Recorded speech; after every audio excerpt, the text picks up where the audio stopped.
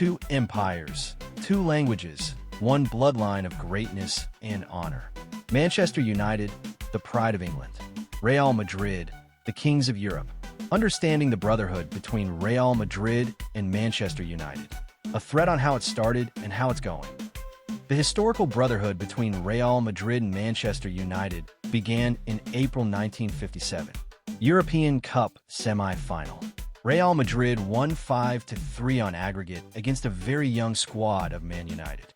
But victory wasn't what the Bernabeu. It was the spirit and youth and their audacity. Santiago Bernabeu saw greatness in defeat. So much so, he offered Sir Matt Busby a job. Busby said no, because he had a dream to make his United Kings of Europe. And from that day on, two empires were bound by something stronger than football.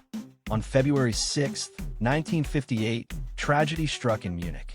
A plane crash claimed the lives of 8 young players, 3 staff members, and 10 others. Dreams were shattered in the brutal cold air. Sir Matt Busby lay injured, while his vision and one true dream seemed buried in the snow.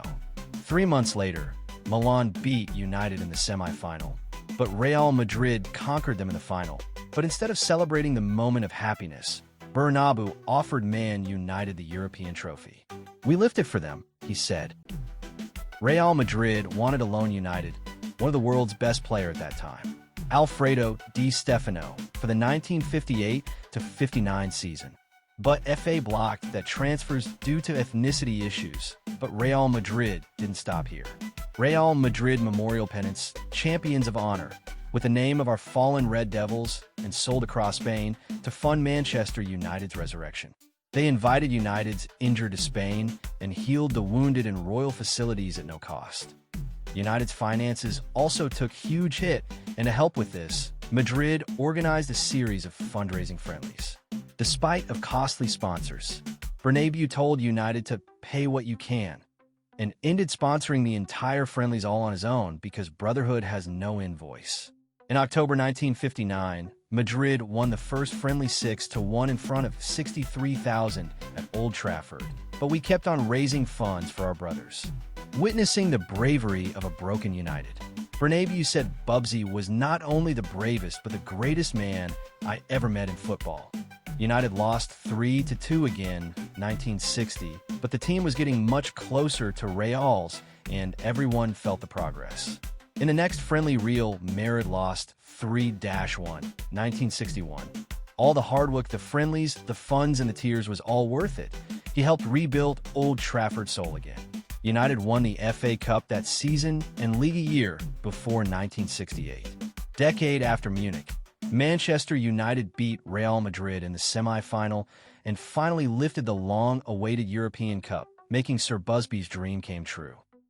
Santiago Bernabeu didn't sulk. Instead, he smiled with pride in his eyes. If it had to be anyone, he said, "I'm glad it was them."